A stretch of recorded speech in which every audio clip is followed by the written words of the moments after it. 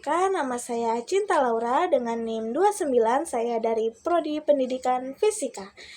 Nah, jadi selamat datang di video ini. Kali ini kita akan membahas tentang cara membuat proposal penelitian. Bagi mahasiswa atau penelitian pemula, proposal penelitian adalah langkah yang awal, yang sangat penting, karena menjadi cetak biru atau peta dari penelitian yang dilakukan. Kalian tahu nggak, tanpa proposal yang baik, penelitian itu bisa kehilangan arah loh. Yuk kita bahas bersama-sama. Nah, proposal penelitian itu apa sih? Nah, proposal penelitian itu adalah rencana tertulis yang berisi topik, rumusan masalah, tujuan, landasan teori, dan metode hingga jadwal penelitian.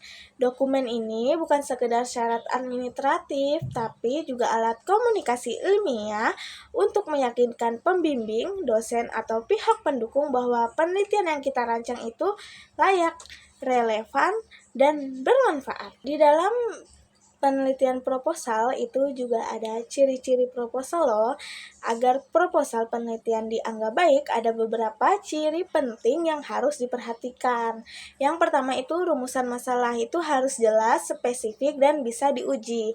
Terus yang kedua itu tinjauan pustaka harus relevan dan mutakhir. Dan yang ketiga itu ada metodologi harus sesuai dengan tujuan penelitian. Dan yang keempat itu ada jaminan etika penelitian, misalnya menjaga kerahasiaan dan responden. Dan yang kelima itu ada variabel penelitian didefinisikan secara operasional dengan indikator yang bisa diukur.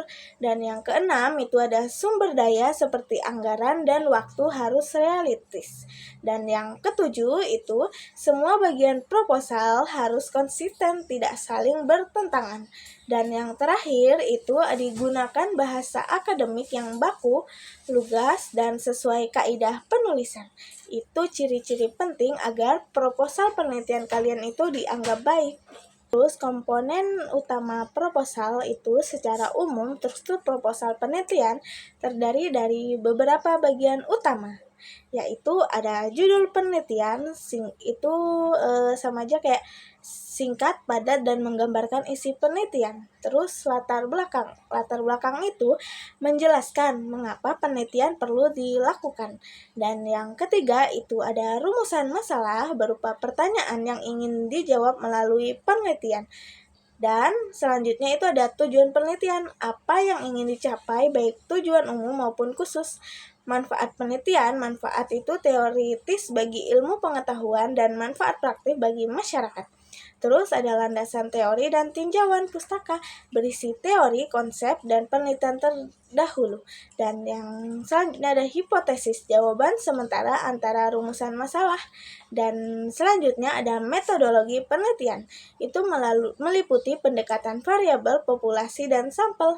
Dan terus selanjutnya itu ada jadwal penelitian, rencana waktu agar penelitian terstruktur. Nah, yang terakhir itu ada daftar pusaka, semua sumber yang digunakan untuk membuat penelitian, isi penelitian tersebut. Terus selanjutnya itu ada tips menyusun proposal. Supaya proposal kita lebih meyakinkan, ada beberapa tips praktis yang bisa kita ikuti. Ya, susunan proposal secara runtut dan sistematis. Terus gunakan referensi terbaru, minimal itu 5 tahun terakhir. Terus tulis tangan dengan bahasa yang jelas, hindari kalimat yang bertele-tele. Selanjutnya, serta data pendukung untuk memperkuat latar belakang. Dan selanjutnya itu ada pastikan proposal mengikuti format yang ditetapkan kampus atau lembaga. Jadi, kesimpulan video tersebut itu adalah proposal penelitian bukan hanya dokumen formal, tetapi juga peta jalan dan alat komunikasi ilmiah. Proposal yang baik akan menunjukkan bahwa penelitian kita layak, memiliki arah yang jelas, serta bermanfaat. Semoga video ini membantu teman-teman dalam menyusun proposal penelitian yang sistematis, logis, dan meyakinkan. Terima kasih sudah menonton, sampai jumpa di video berikutnya. Sekian video penjelasan dari saya, kurang lebihnya mohon maaf.